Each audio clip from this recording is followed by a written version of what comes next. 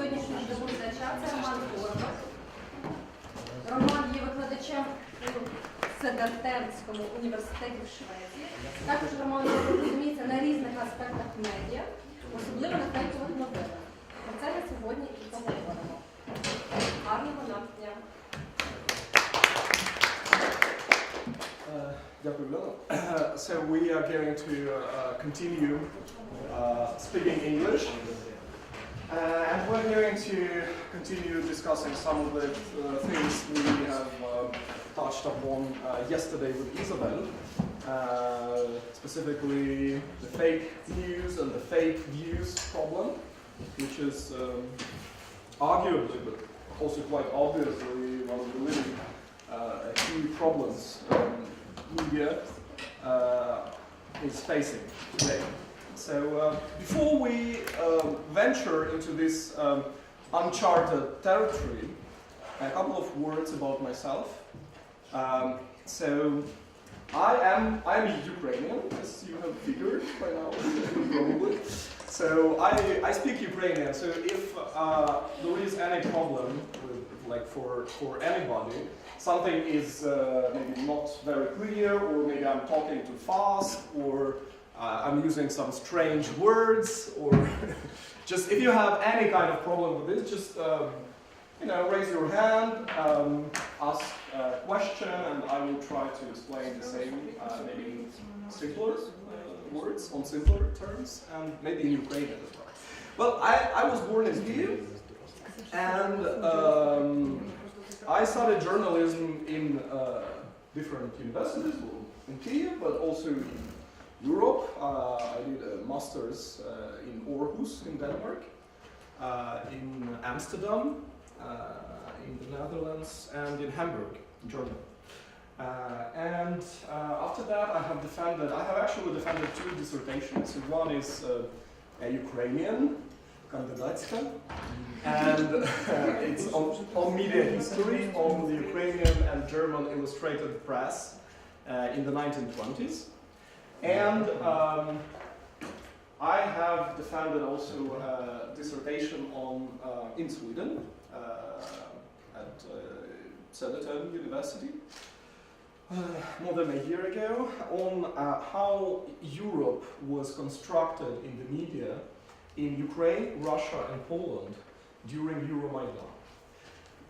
Right now, I am a senior lecturer at Södertörn University, and I also work as a postdoctoral researcher at the University of Umeå. Umeå is an obscure little city, small city, in northern Sweden, very close to where Facebook keeps their servers, like we now know. And it's a fun city, very close to Arctic Circle. Could be a bit cold, but very fun. And there I'm working on a project dealing with fake news as narrative structure. So this is completely relevant to my research, and I'm going to speak basically from my experience as researcher dealing with the issue of fake news. Right? Apart from that, I'm also active as writer, specifically as a playwright and a screenwriter, so I write for theater and film. I studied film in Andrzej Wajda Film School in Warsaw. I was really blessed, I think, to be able to meet Andrzej Wajda in person when he was still alive. It was one of the most memorable meetings in my life. Well, apart of I have some literary and theater awards, something like that. I'm not going to talk a lot about that. You may know my work through a Ukrainian film called Pripyatny, also known as This Trade in English, which was lauded by the critics as the best Ukrainian film of 2017. It failed in box office spectacularly. Just earned very little, maybe 100,000 hryvnias about that. But it got good reviews, and it won several prizes, and it was nominated for Ukraine's national Cinema Award, the Ziga Prize, right? The Golden Ziga for the screenplay, actually. So I was nominated together with Natalia Vorozhbit for Cyborgs and with Loznica, I think, for The Gentle Creature, Горбика. But Vorozhbit won. I think that was deserved. Okay, so that's a bit of the context about who I am and why I might be a good person to talk about fake news.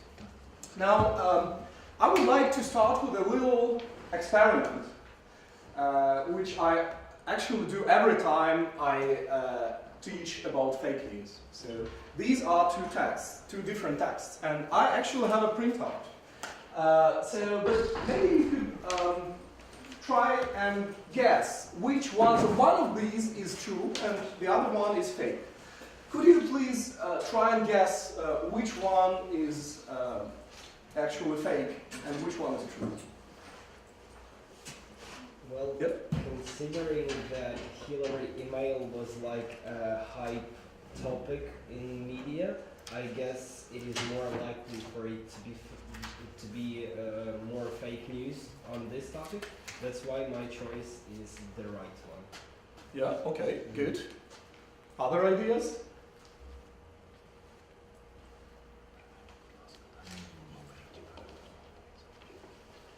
Could be both.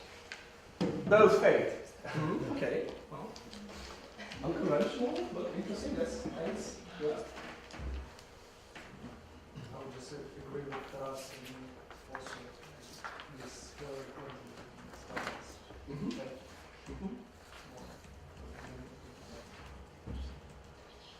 Yeah. Right. Anybody thinks otherwise? А просто передайте по цьому.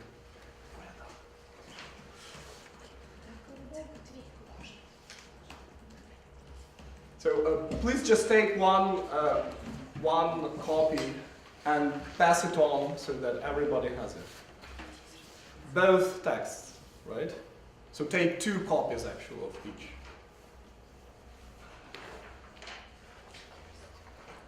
All right. Is there anyone who thinks that the pedophile ring story is fake? I mean, like those like pedophile rings, right? You're not from New Zealand, so it's without context. Yeah, but do we often get context when we just see a headline on Facebook? Right? Usually we ignore the context. Yeah, well, that's a bit optimistic, but let's hope it is this way.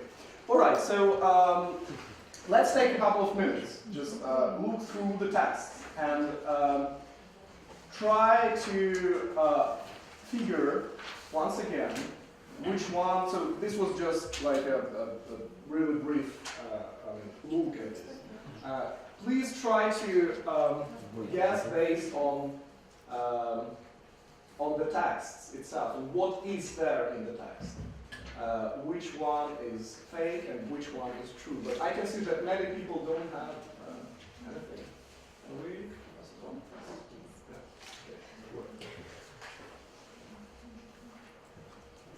So please, yeah, take one. This is text I can use. Yeah. But make some conclusion just on the titles. Yeah.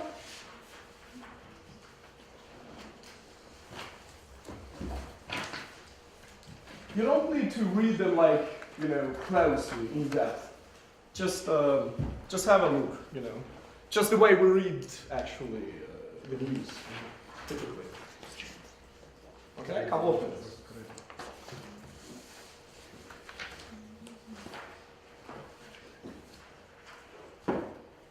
Does everybody have the text now? Yeah. Okay.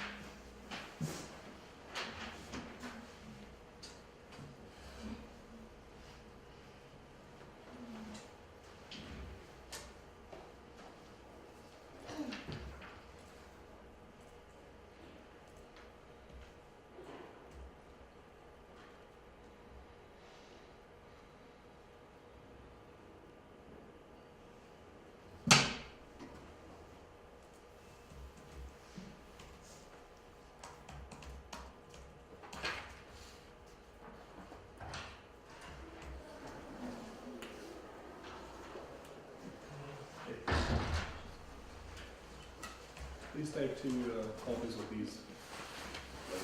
One of each result. And try to guess which one is true and which one is fake. Or maybe not guess, decide, analyze.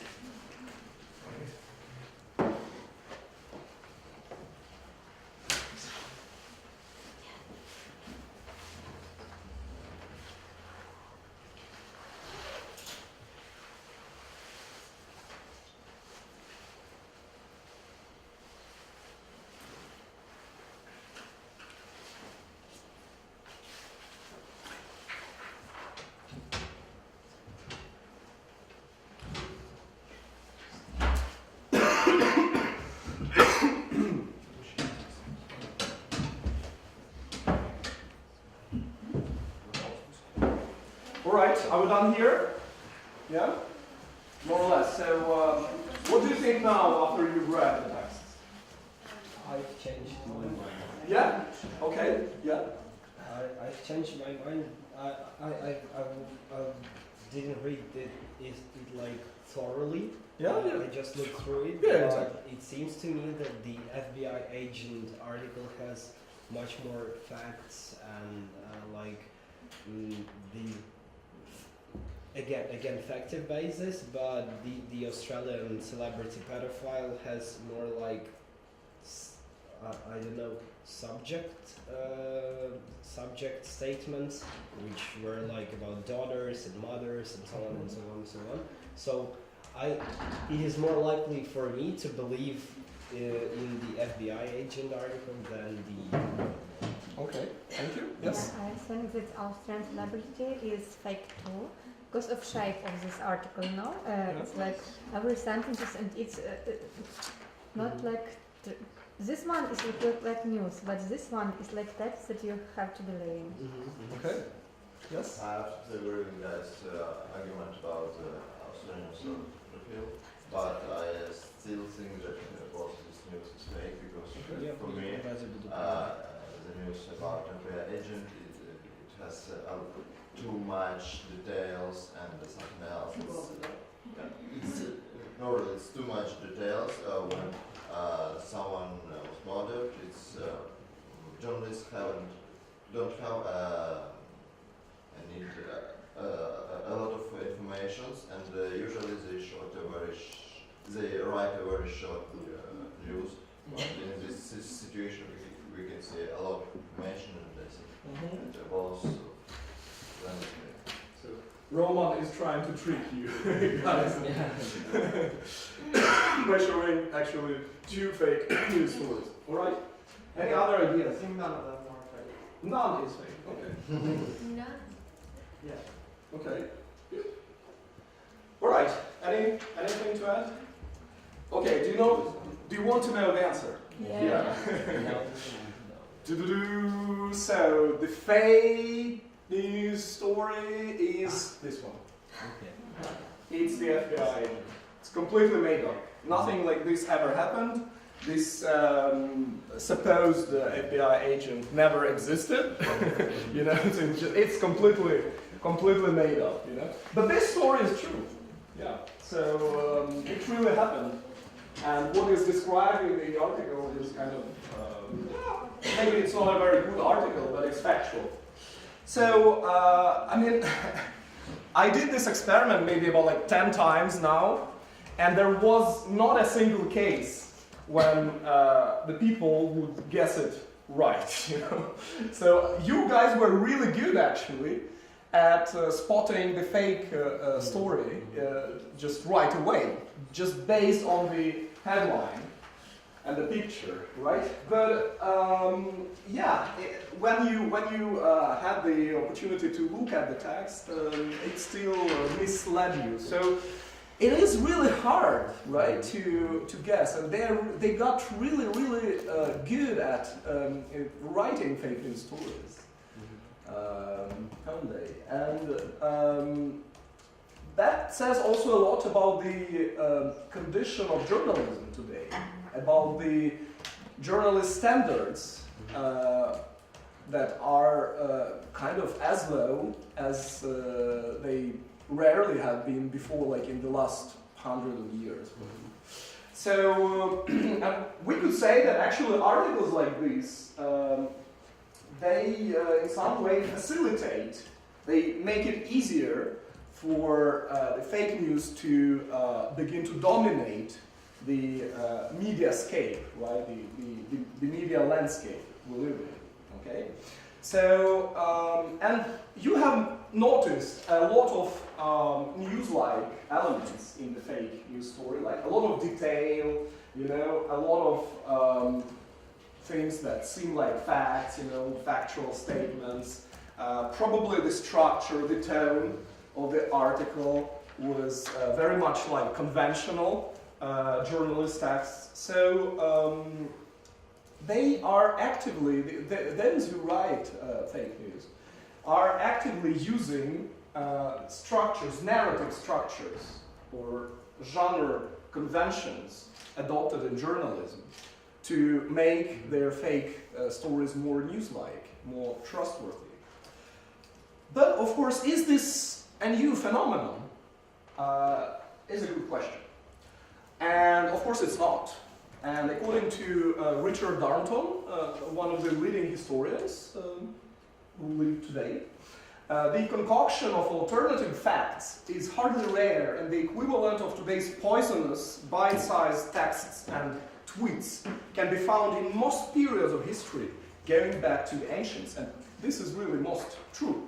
So if we look at the historical context and some historical predecessors to fake news, we could, for example, find a really curious case of a certain Vlad Cepeš, the ruler of Transylvania in the Middle Ages, whose, well, the stories about whom, incredibly sensationalized and in many cases simply made up, were among the first printed bestsellers in Europe.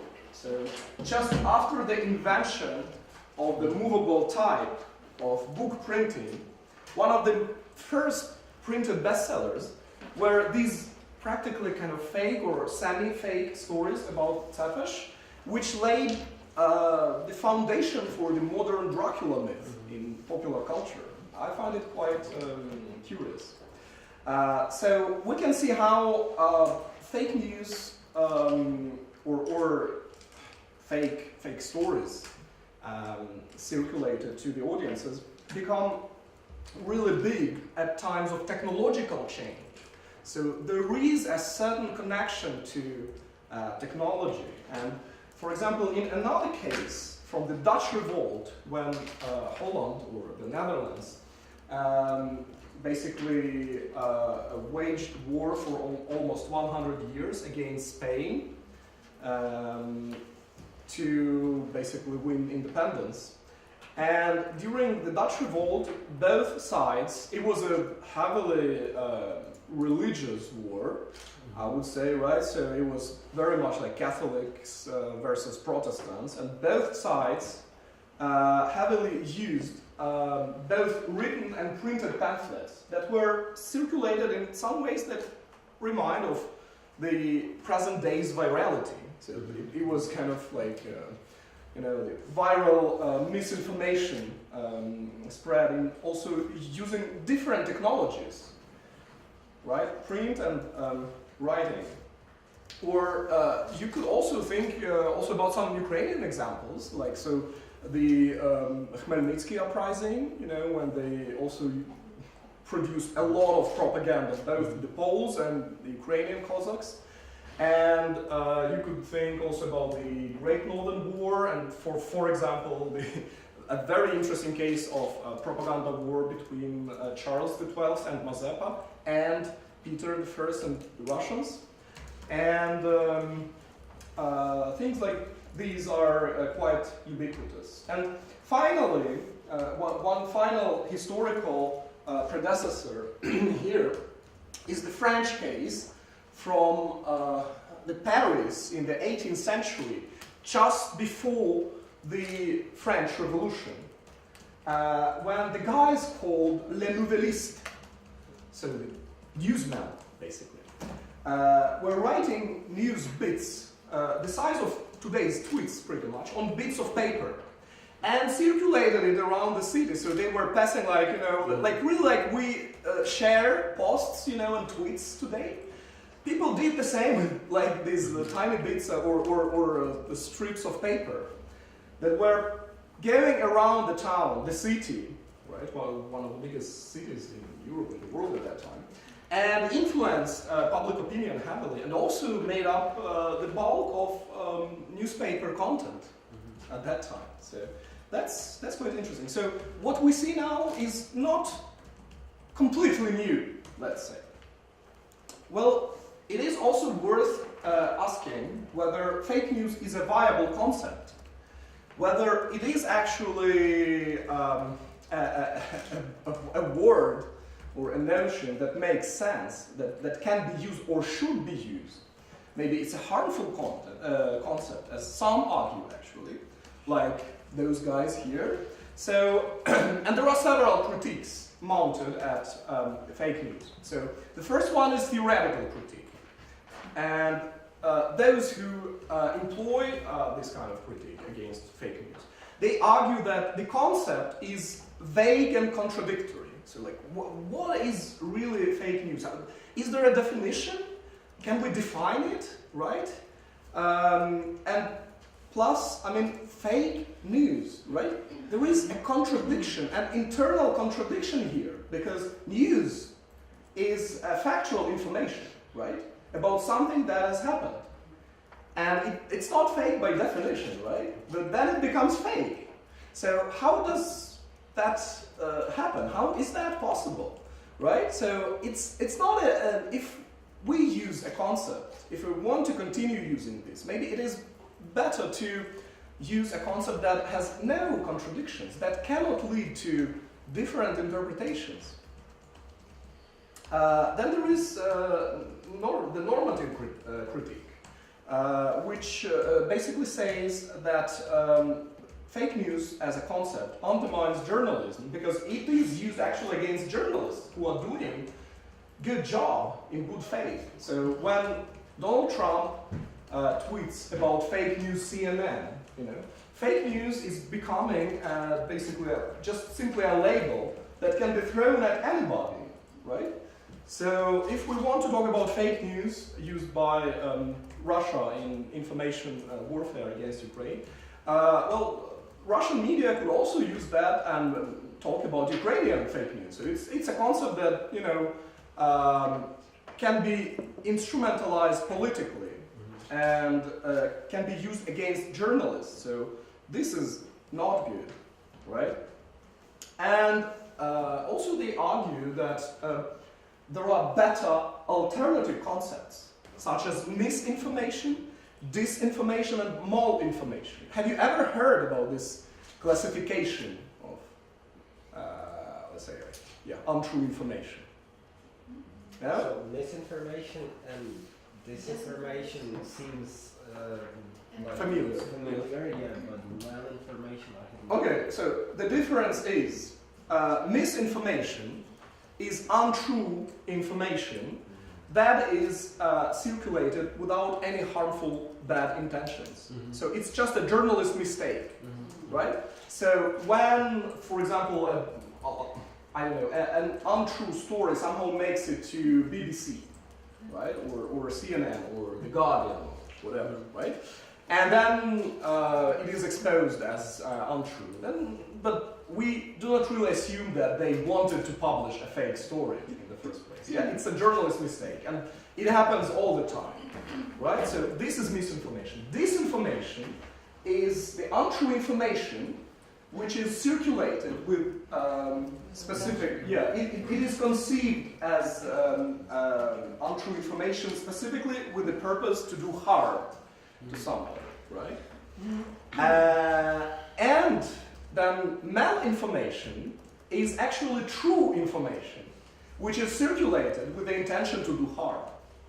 So when you, for example, write a story, publish a story about Ukrainian radical nationalists, you know, who are taking over the country, right?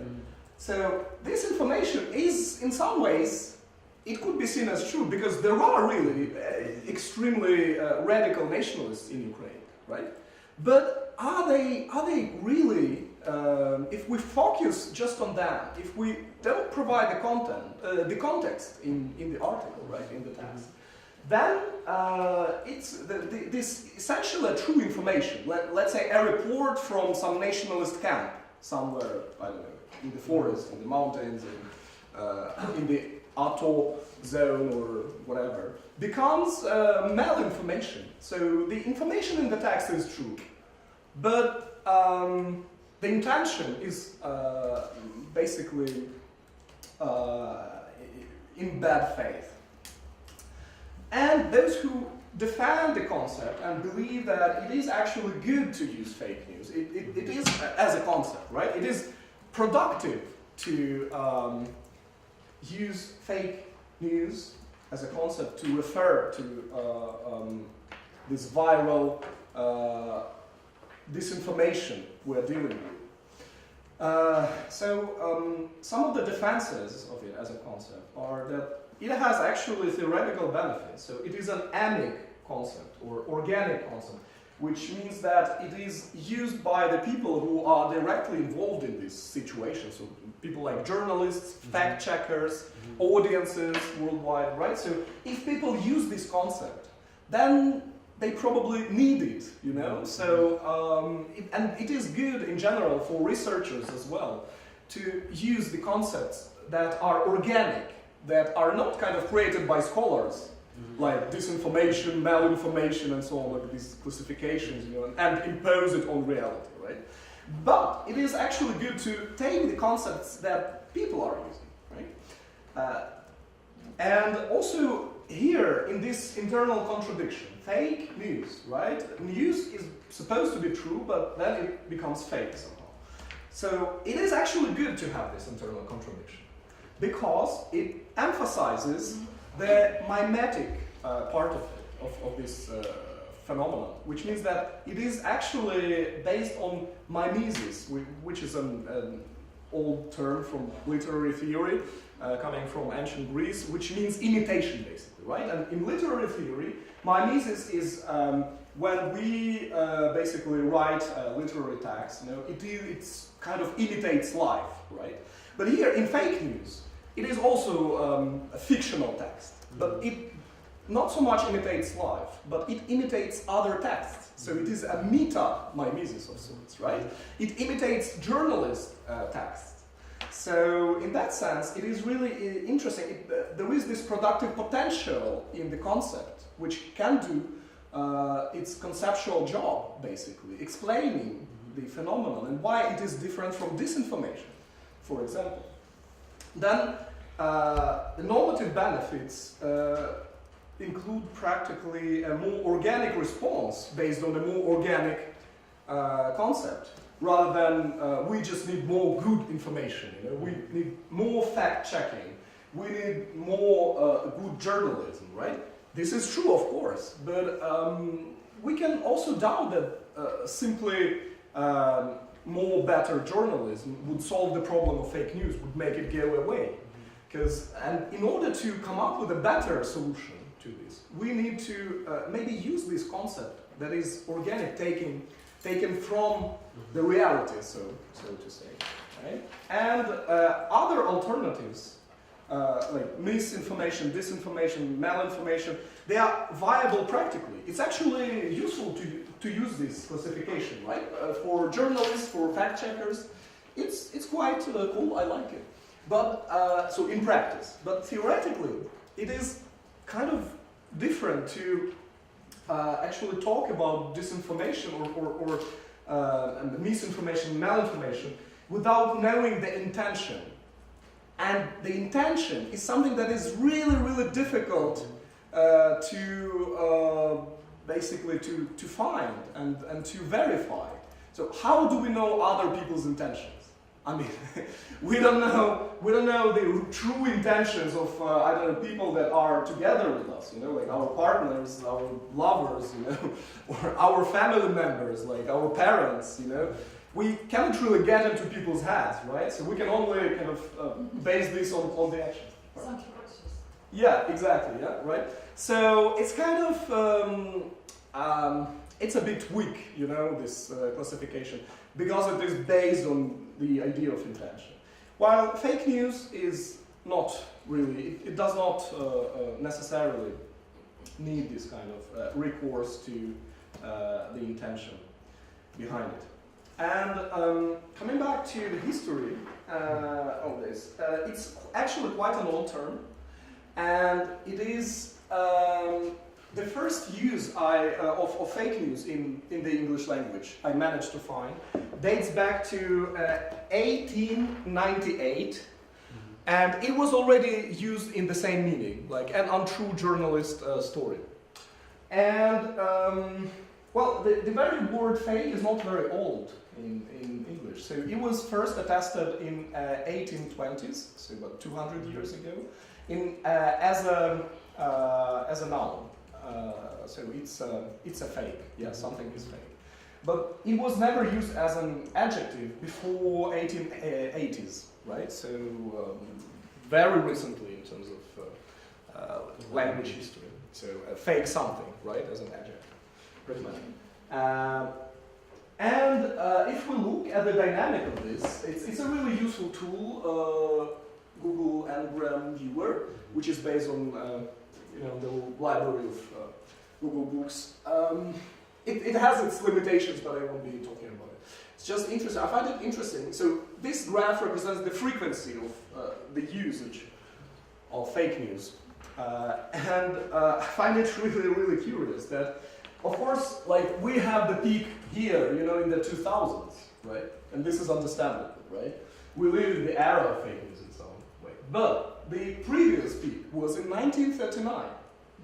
And everybody knows what happened in 1939, right? So it's a bit spooky to look at it, like really, really scary. So I think that, well, based on this chart, we're heading towards a major world war. So, well, let's meet, say, in a couple of years from now and see whether this prediction was actually true. But Can I ask you a question? Yeah. What does it mean that in 1939 it's 100% and after 2000 it's almost 100. 100%? no, it's not 2. It's 0 point. 100 million. Okay. Yeah, so this is a share in the entire vocabulary, which means that this term was not really used a lot, you know? So it was really somewhere on the periphery, right? But still, we can trace the fluctuations, you know? Even though it was... So there are very few concepts that actually are above 1%, you know? So some really frequently used words, right? Because it is, if it is used in 1% of the text, then I mean it means it's really quite huge. All right, and if we also, well, the problem with Google Ngram is that it spans only until 2008, so it doesn't really take into account the current spike, but if we combine information from Google Trends, so this is the same chart practically from Google Ngram, and this is the chart from Google Trends. Yeah? So, and then I decided to overimpose the other concepts, such as disinformation, misinformation, malinformation, and see how they fare compared to fake news. And what we see here is that historically, during the 20th century, misinformation, the green line, was like the concept for untrue information, right? It was the main word for it, right? Then disinformation takes off in the 70s and becomes almost like a competitor, a rival to misinformation. But that has to do with the fact that disinformation is actually a Russian word imported into English, disinformация. So, because at that time, in the 60s and the 70s, the West became familiar with the KGB methods, and they just simply borrowed this word, just like others, you know, like those funny Russian words in English, like troika, you know, and so on. Disinformation is actually originally a Russian loanword. And malinformation is really marginal. It's orange, so it's kind of, yeah. And then fake news, yeah, so we can see, so this is 1939, you can see a bit of blue here, so this spike. Then the early 2000s, right? And then we go to Google Trends, and this is what happens. So all these disinformation, misinformation, malinformation, they all kind of flattened. You know, they're not really used at all, but what we use instead is since 2016, so this is Trump election. This is the concept we use now, right? So that's, for me, that's the final argument in favor of using fake news rather than simply disinformation. So fake news might be a particular case of disinformation, a narrower concept, right? But it is, yeah. I guess it's in Trump's case, language get much more primitive. Became much more primitive in media as well, because you know he's like a leader of a big country, and so on and so on. And there even was a graph that showed which the rhetorics of each president of the US and the grade the language actually corresponds to. And Trump was like the only president who speaks on the level of 4th grade students. Like with Eisenhower on the 10th grade. And so I think it has to do with like primitivization of language in media as well. But I don't think that these like concepts, misinformation, malinformation and so on, they're like dead. They're just because substituted. Yeah, right. Good point, Taras. Thank you. I agree that like disinformation sounds too scientific, sort of like it's too much of an academic concept. But fake news is like something really primitive, right? But it works, as you can see, right? It fooled you, so right. So a bit of a look at how the meaning of fake news changed across the 20th century. So first, at the first stage, from the first mention until about the end of the First World War, fake news was used to refer to bad journalism, practically. So made-up stories, and also overblown sensations. So the stories that were not fake per se, but they were kind of exaggerated, right? So this was kind of associated, you know, maybe a little bit with the yellow journalism, you know, that was that appeared at about the same time, you know, Luther, kind of, I don't know, theory, if you could really call it that way, but yeah, you get it. Then after this First World War, and pretty much in the entire 20th century, it also meant bad journalism. It was used to refer to bad journalism. But also, apart from made-up stories, sensations go away. The concept is not used to refer to sensations. But what is added is the poor fact-checking practices. So basically, journalist mistakes are, well, misinformation, right, are referred to as fake news. And also propaganda is kind of added to this. So sometimes fake news means propaganda. What happens in 1999 and lasts until 2015 is that fake news, like, it's a complete landslide change in the meaning of the term. So in that period, it is only used exclusively to refer to satire. So websites like The Onion, you know, or in Ukraine, UA Review, like, you know, these funny, invented stories, right? Or things like Daily Show, you know, Jon Stewart, Colbert, whatever, all these comment, or you could say, yeah, maybe Michael Schur in Ukraine, right? A little bit, he's doing a bit of that kind of thing. So satirical fake news, right? So this is the meaning until 2015, and in 2015, 16, you know, Russian aggression against Ukraine, Trump. So especially, of course, in the West, the Trump phenomenon was more important, much more than what was happening in and around Ukraine. So more or less since 2016, fake news has been used to refer to strategic false news stories that are viral and imitative of true journalist stories, as you have seen in this example. It is written really like quite a persuasive journalist article. Right? So these are the adventures of fake news across the 20th century. Now, if we look at what happened, you know, actually, what led us to this situation, you know, like it's a recent example, but it actually illustrates what's wrong with modern journalism and modern communication practices. So, like, you are probably well familiar with this case, right? Like, everybody publicized it widely beyond UKU about the Higher School of Economics in Moscow. They're basically using this stock photo, probably without any bad intentions. It was just a mistake. They just found a cool stock photo, never checked the origin. Maybe it wasn't mentioned there even. But the stock photos, something as simple as this, because we all see articles every day that are, well, I don't know, dealing with some maybe abstract subject or whatever, and they are illustrated by photographs that are not representing what is described in the article, right?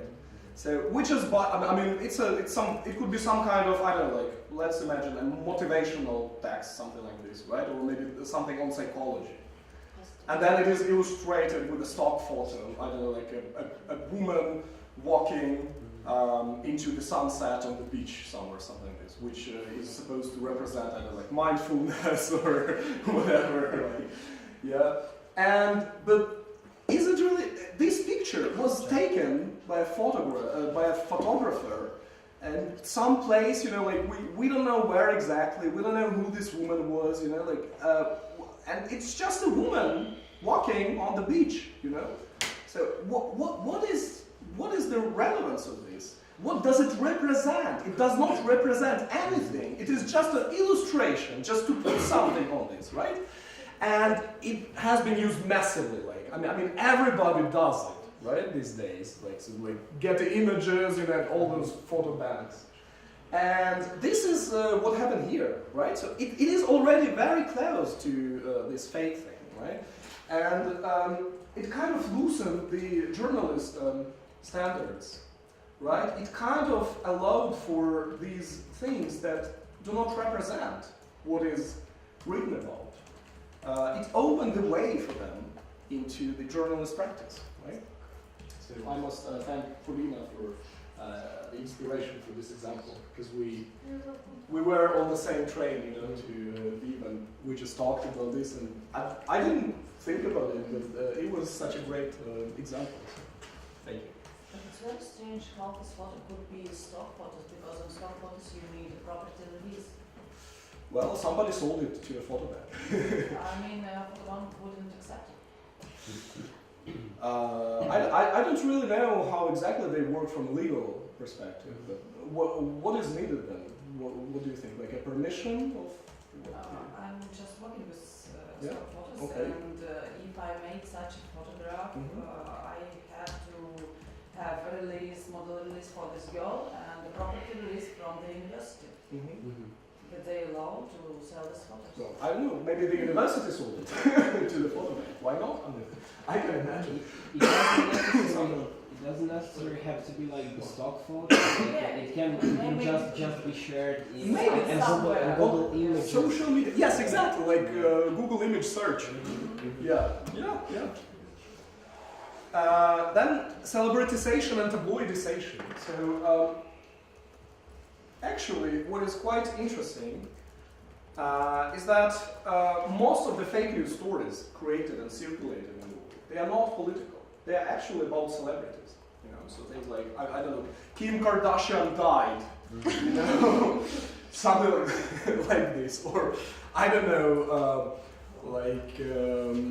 Meghan Markle has disgraced herself once again, photo, video, you know, this clickbait, celebrity clickbait, you know, or tabloid kind of style clickbait journalism.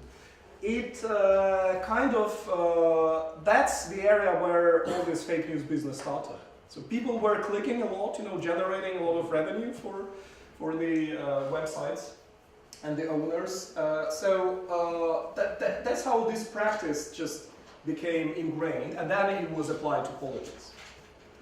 Then, of course, the new media logic, which is quite different from the old or traditional media logic. And the principle, it's not my own concept or theory, it was developed by Josie van Dijk. And she argues that the key thing, the key element in the new media and the new media logic is virality, that people share information. It's the most dramatic difference if we compare social media and traditional media, like newspapers, you know, websites, you know, online-based newspapers. So information is shared and it spreads like lightning, right? Like wildfire. So this is a key prerequisite, I would say, yeah, a key condition for fake news to arise. Yes. I would like to know your personal opinion about like this virality, because personally I just hate this feature of new media, and I would like to know if you have some ideas on that, maybe some ideas how we can change it, how to make a shift. I think, I'm quite unhappy about this, but I mean, it's part of the reality. I'm unhappy about the snow this morning in Vienna, I cannot change it, right? But here, I mean, snow is something different, because these are man-made things. And you know, I would like maybe to remind a little bit of Karl Marx, who said everything made by man can be unmade by man. You know? So, well, man not in the sense like male, but human beings, right? It was 19th century usage, right? So I think something that could really, you know, kick the ass of virality, I would say, is the new initiative in the European Union to introduce basically payment for sharing all kinds of content. I think it will, like all the media companies, all the, social media companies, because of course newspapers, websites are really happy about it, because they are, but of course not quite, because they probably expect that the interaction on their articles on social media and the readership will just get down, right? Even though they will receive maybe some royalties for that, right? But for the social media companies, it's just a nightmare. You know, they will just their interaction rates will really significantly diminish, right? I'm not sure this is really gonna happen, but at least they are developing already. They have already prepared like the first version of the bill. So it's quite likely that they will introduce it, perhaps. Yeah, well, we'll see. But if that happens, of course, like if social media companies must pay for sharing, that would literally force them to somehow limit their virality and find other ways to make money. So that would be something that can really at least mitigate somehow or reduce virality. And then such a thing as propaganda outsourcing, we call it. Like the old disinformation from the Cold War times, right, was done by state actors. So KGB was, you know, planting its agents who spread like conspiracy theories, or they spread false information. They had their mouthpieces, like I don't know, Pravda in the Soviet Union, right? But also things like Humanité in France and so on. So and it was quite clear that those were like state-supported actors. You know, the link was clear. Nowadays, this propaganda is done by private actors. You know? So even if we look at the Russian troll factories, all those kind of internet research agencies, how they name themselves, they are privately owned. And while it is the order is coming from the state, yeah, the commission is coming from the state, but it is outsourced to these companies which are privately owned, and they not only do they spread propaganda just according to the goals, objectives of the state, but they also make money on this. So it is a kind of reward for the loyal people, you know, in the surrounding of, I don't know, like Putin's closed circle. So propaganda has become business, and it has been outsourced to private companies. So these are, I think, the key conditions that kind of form the landscape into which fake news can develop.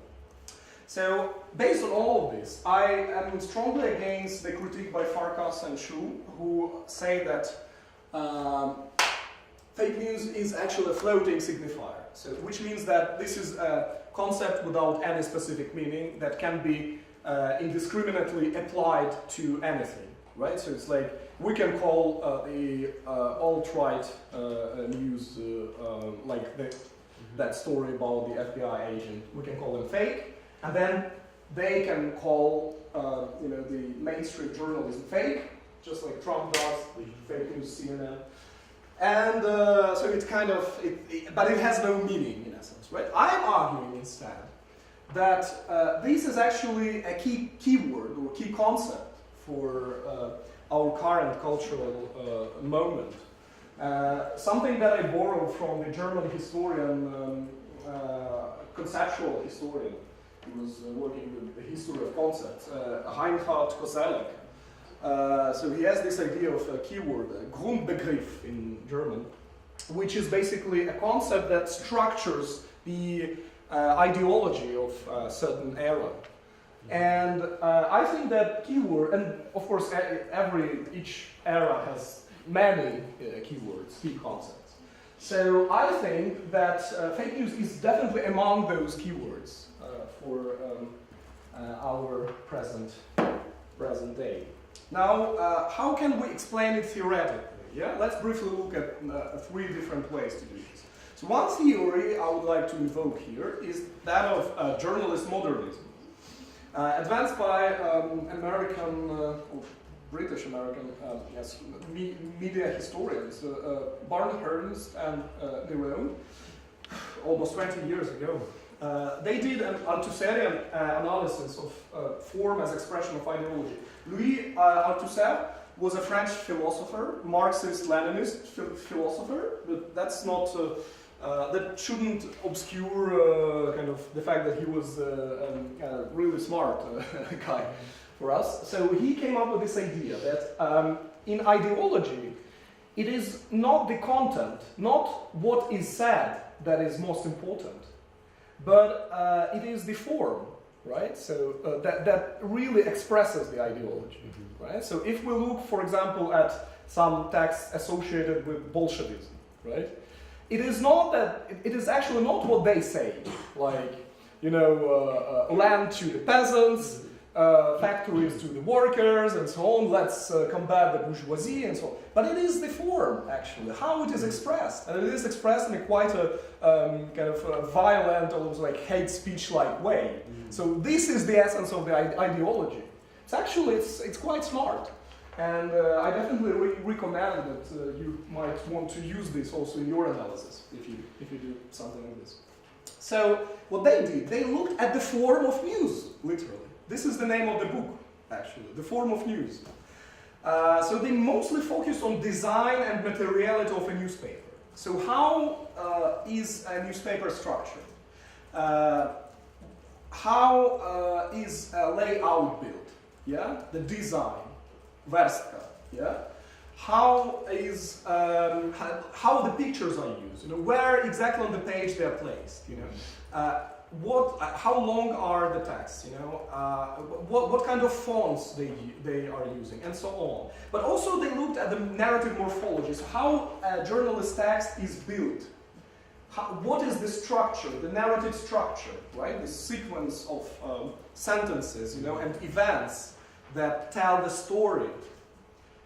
And they came up with the idea that in the 20th century, this kind of objective journalism that we associate with like journalist standards, yeah? Basically, when we say journalist standards, we actually mean journalist modernism, which arose about like in the 1920s, roughly in the West, as a rationalist culture claiming cultural authority and based on ethos of objectivity and professionalism and objective mapping of the social, which means that journalism, basically a journalist said, basically, listen guys, we have the power to define what is true and what is false, right?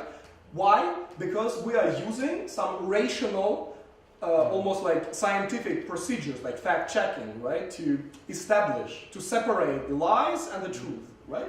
So we are in charge of explaining, of defining what is true and what is false. And that is the position of power, of course. And we can represent the society objectively, the way it is. It was also based on rigid boundaries. So the separation of fact and opinion, for example. The separation of genres, right? And interview is something different from, report, and news story is different from op-ed, let's say, right?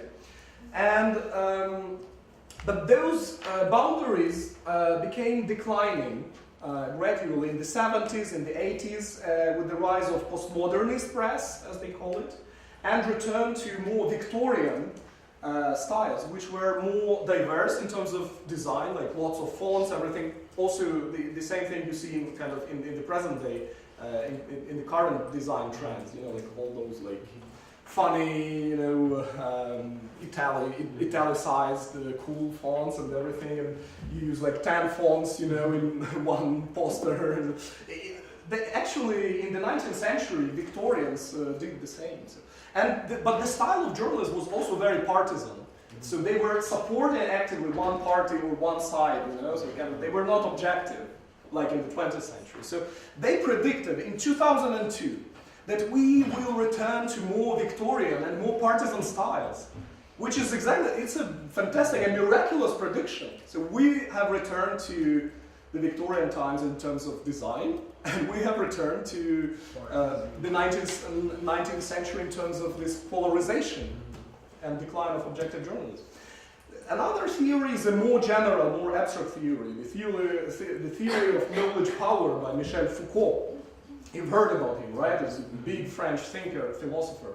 So if we combine maybe a little bit this theory with journalist modernism, we could argue that since this journalist modernist ideology was based on rational procedures of verification, analysis, enabled by the invention of reason and respectively unreason, right? So Foucault says that sometime in the early modern times, people separated the rational and the irrational. So before that, in the Middle Ages, there were practically no such things as reasonable and unreasonable. So, I mean, like a vision of, you know, I don't know, a saint or, I don't know, Saint Mary, Virgin Mary, you know, was considered as valid as, you know, some kind of information dispatched to, I don't know, the king and based on warfare or something. Yeah, so those things had the same status, right? But in the 16th, in the 17th century, with the advent of rationalism, people started actually questioning all those stories circulating, right? And they invented reason as a set of procedures, rational instruments, devised to establish what is true and what is untrue, what is right and what is wrong. And I would call this the Foucauldian caesura. It's like a break, disruption, which led to the rise of a number of dispowered knowledges, which were totally obscured, So the science, journalism, more objective journalism, they claimed the authority. They became visible and they basically ruled the society. They steered the society. But a number of other knowledges were sort of disempowered. They kind of were obscure, shaded, and basically hidden in the shadow of this, the only true knowledge. And such knowledges as traditional lore or traditional medicine, all kinds of beliefs, superstitions, which are coming back these days, So if we think about anti-vaccination movements, or traditional healthcare, traditional medicine, or all those society. Exactly. Or healthcare fakes that are also abundant online. So they are now kind of starting to fight back because maybe this paradigm of modern reason has been eroded. And the third theory is the theory of conspiracy theories, which was formulated pretty early on by American cultural critic Richard Hofstadter, 1964, and then really developed and with a really sophisticated classification by Barkum in 2003, and also Frederick Jameson, the great postmodernist literary critic and philosopher, who actually was one of those who came up with the concept postmodernism. He almost coined the concept together with Lyotard. So he wrote about conspiracy theory as a degraded representation. So representation that claims to do some kind of critique. It is very often critical to the social authorities, to the powerful. But since it is a degraded representation, it is based on this very limited set of rigid story elements that are repeated over and over again, so there is some kind of conspiracy, so everything is reduced to conspiracy. All the complexity of the social life is reduced to, okay, so this is the Jews, who conspire, or these are, I don't know, like the Americans, who conspire and want to rule the entire world, or whatever, or like who killed Kennedy, and lots of conspiracy theories around that, and even such urban legends, essentially, that Paul McCartney has been dead, since 1966 and so on. And here, once again, I would recall Reinhard Koselleck, but also Jan Assmann, great historian from the Netherlands, who actually wrote about conspiracy as being at the heart of the early modernity. So when those people who worked within the Enlightenment, all those philosopher people, like prosvitniki, which the word which we will use in Ukrainian, they pardon? Enlighters, like enlightenment. Yeah, probably. Yeah. They actually, So Habermas writes about the public sphere. Are you guys familiar with the concept? Right? Yes. Yeah, of course. But Koselleck and Assmann, they actually point out to the fact that it was not so much, in those early newspapers and coffee houses where they gathered to discuss publicly the problems, right, and come up with the solutions, which is basically what the public sphere is about. But actually they organized lots of conspiratorial societies, lots of conspiracies. All those secret societies, like Masonic societies and so on, they were really massive in the 18th century. So they were all progressive. They had a progressive agenda, like Republican or even like early proto-socialist or something. But they were basically secret and based on conspiracy. So this is like the dark side of modernity, in fact. The public sphere is the light side. This is what we associate with it, right? But perhaps this conspiratorial theory is the dark side of the moon here. And it is pretty much here as an alt modernity, one could say, right? Speculative concept that I would want to advance, which is probably in some way is gaining traction and momentum right now, and maybe a little bit winning over the public sphere. So one could even think about the Trojan phenomena, Trojansky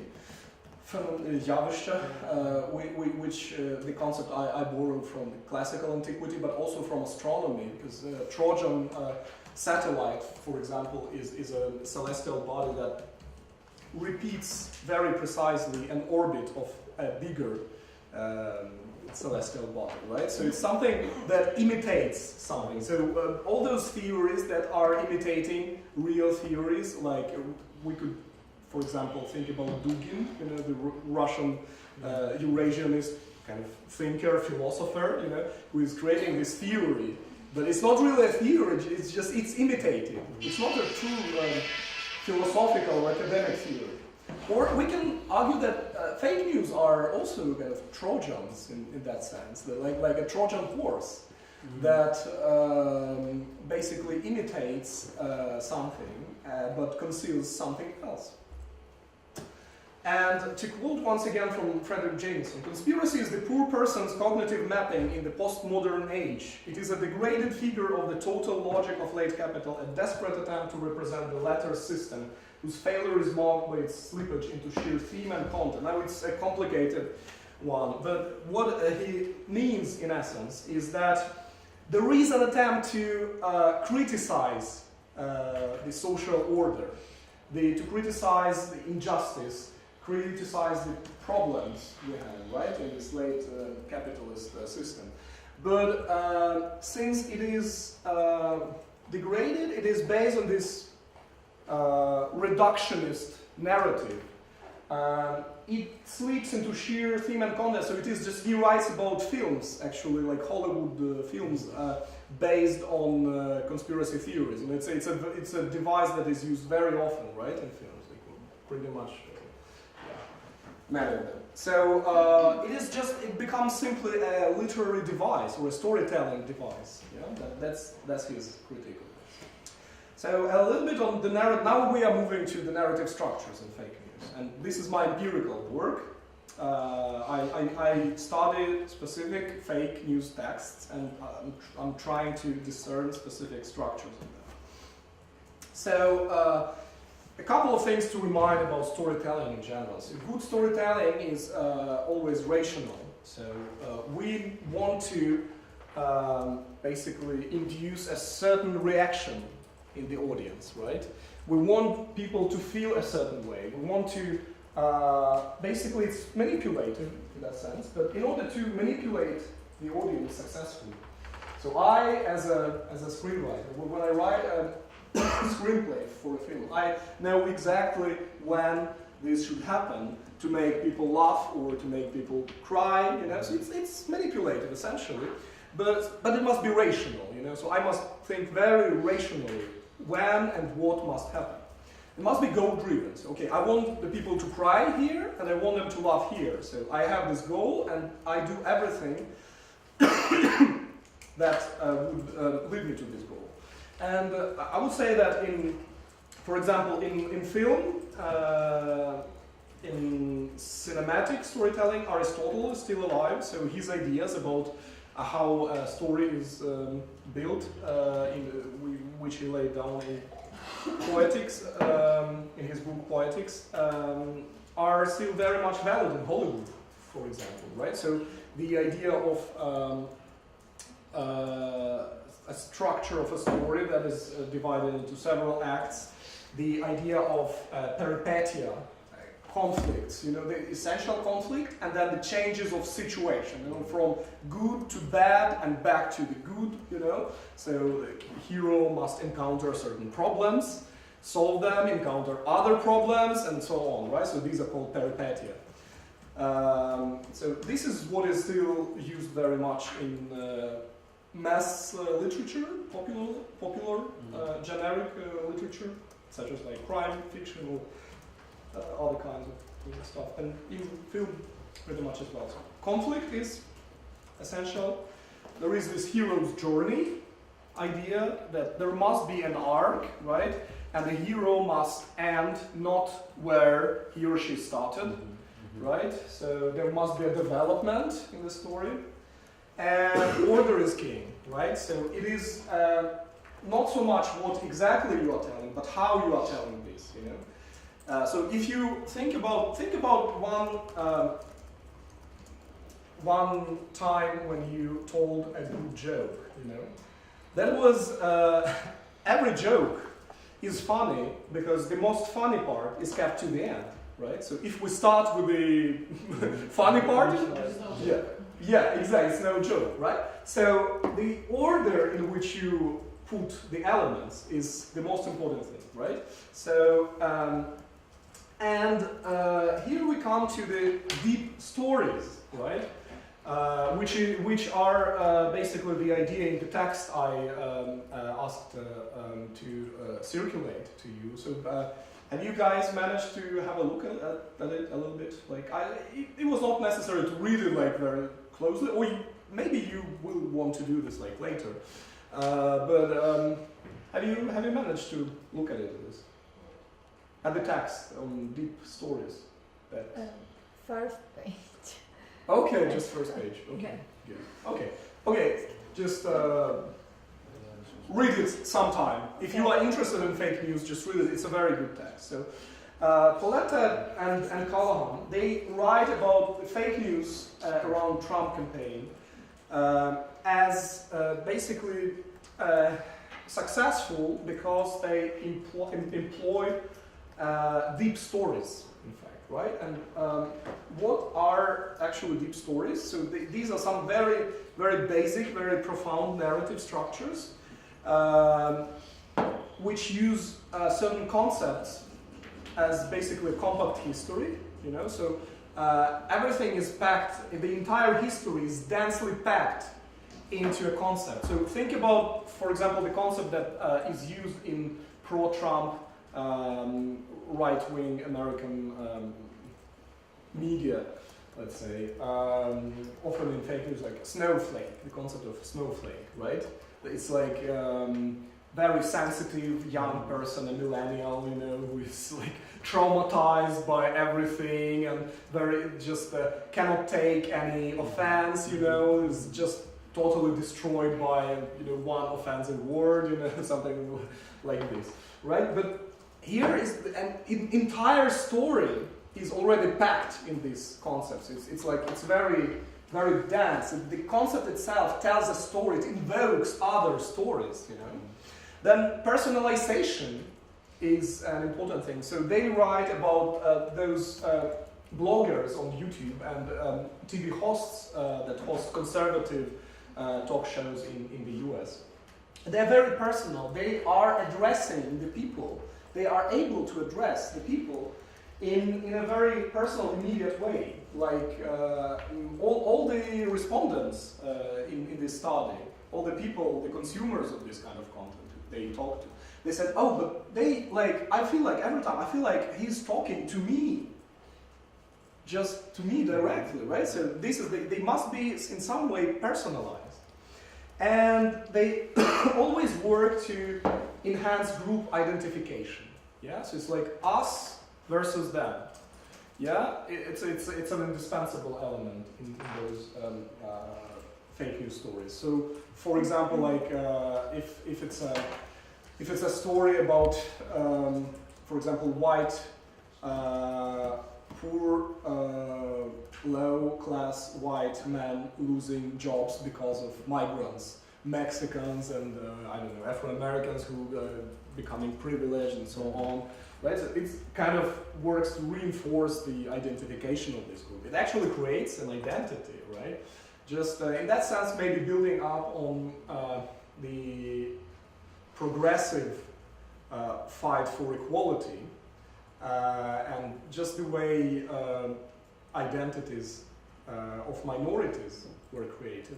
You know, now the white majority is creating itself, recreating itself as a minority, as a traumatized and disempowered and discriminated minority. That's interesting.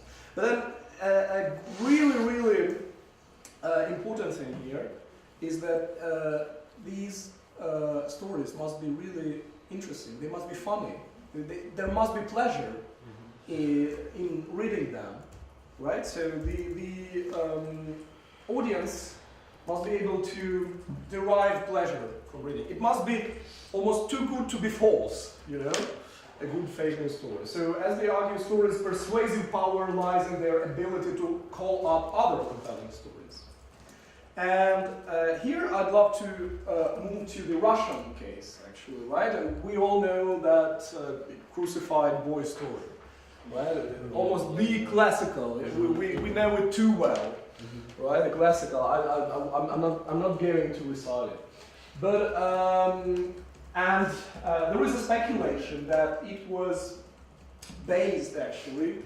Or borrowed from Game of Thrones, you know, I'm not sure if you can guess, but this is Daenerys Targaryen, you know, and the crucified child, you know, like among those crucified slaves in Mirim, I think. Which is quite possible, I mean, that it was inspired by this. So the creators of this fake story were probably inspired by this, I agree. But in a deeper way, these Russian fake news, they invoke history and mythos of the Russian culture. So they are, just like Paletta and Callahan suggested, they are calling up other compelling stories. Really what, you know, works on the most basic ancient level of consciousness, right? So, and here, of course, nomen as omen, yeah, so the name is already the sign, right, it is telling. So the nomenclature is really important here. And you can create a totally falsified narrative by just using a specific type of terminology. So, for example, in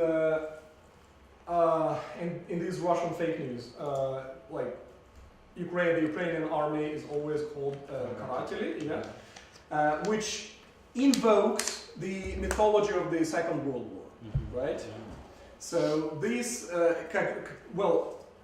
the word is associated very strongly with the Nazi troops, right? And then Opolchenцы is definitely associated. It has this very noble connotation that reminds you of all those films like Alexander Nevsky and so on, which for Russian consciousness is really, really important. It is kind of this, or also the Second World War, you know, the Opolchenцы who defended Moscow and St. Petersburg, you know, well, basically cannon fodder, but it's a noble kind of idea of people defending, the ordinary people defending their motherland. The references to the Great Patriotic War, of course, which kind of completely call and permanently call up, you know, this bigger narrative to substantiate the current narrative. So this intertextual link. And in general, interplay with language, collective memory, and even deeper levels. At the deeper level, I would like to access in this example here is the one that is deeply ingrained in Russian history and Russian culture. So, so these are two Russian tsars, right? In the 16th and the early 17th century, Boris Godunov and Ivan the Terrible, Ivan Grozny. So who is the villain? What do you think? What is your perception? Who is the villain of Russian history? Лиходій, хто такий поганець? In Russian history, Godunov, basically. Godunov. But the name, according to the name, so even the terrible. Like he killed his son. Yeah. Ivan the Terrible, he was actually Ukrainian, like quarter. His mother was Ukrainian, like half Ukrainian. So he killed Moskali, so he's a bit Ukrainian. Yeah. He was half Tatar, half Ukrainian, you could say, because his mother was Olena Glinska, sister of Mikhail Glinski, who was a Ukrainian nobleman who fled to Muscovy from the Polish-Lithuanian Commonwealth because he was offended by his mistreatment in Poland. Ivan the Terrible killed like scores of people, dozens of thousands, if not hundreds of thousands, really. Killed his relatives, everything. Well, that was kind of typical for the Middle Ages. Well, he was still a little bit excessive even by the medieval standard. Now, Boris Godunov was in fact a really progressive monarch. So he sought to reform the Russian Empire. He generally abstained from violence on this scale.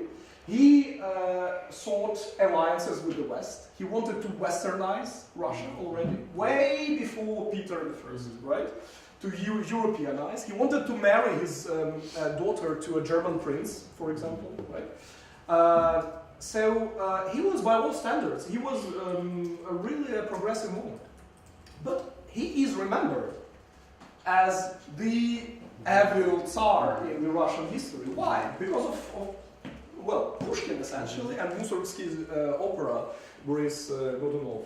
Yeah, so, and what is really interesting here is that why he is portrayed as a villain in those narratives? Because he kills a child.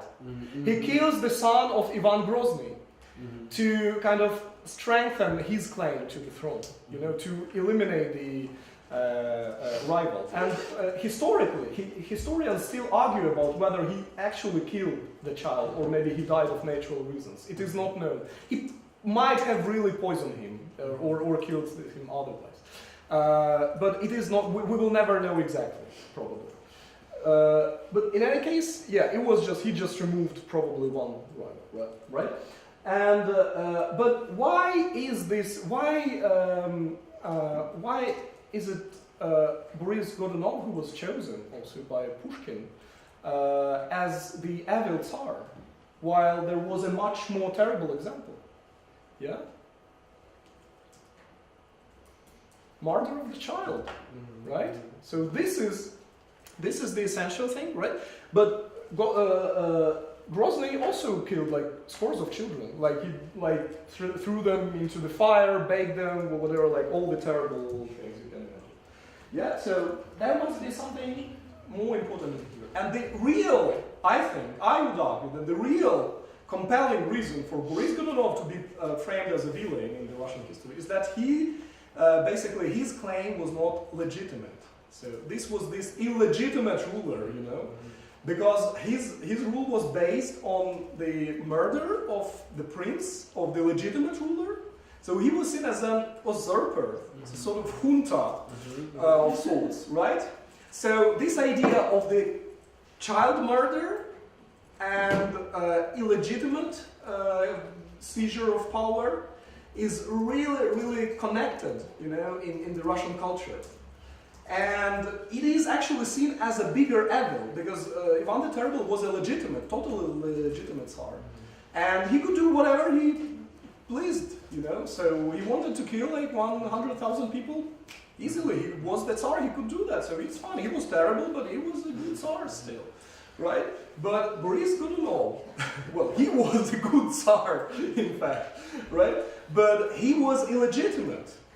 So that's, I think that is really intricately connected also with how Maidan was seen in Russia. So that's the exact framing that they have against us. Yeah, exactly. So those fake narratives about Ukraine in Russia we see today, they call up all these historical, you know, really deep historical stories, you know, and this makes them really powerful. Because it, you know, it clicks at the level of subconsciousness, almost. At the level of cultural competence, just clicks like this. Now, a couple of words about the empirical research. First of all, I must say that there is already a lot being done on this, and one interesting case, I strongly encourage you to check this out and maybe use it if you want to work with the fact-checking and fake news. This is an open sources database, just Google the name, and they create a list of, which is permanently updated, of the fake news websites. And they have already about 1,000 from all over the world, so not just English speaking. Also, they also have like Russia, like Sputnik is there. So it's a really good database. And they also have a corpus of fake news stories, which is, I think, it has like 5 million texts already. It's really, so they really gather everything automatically using algorithms.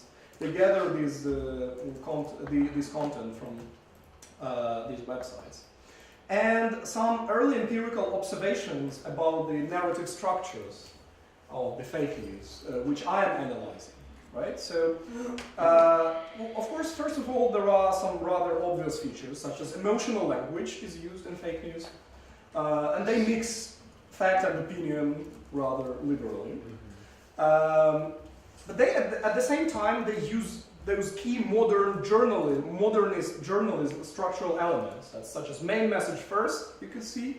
They use quotes, and they use statistics sometimes, yeah? So also, like in the story you read, it has this classical structure of the inverted pyramid, essentially, right? So main message comes first, uses quotes, you know, so it's like looks on the surface as a journalist text.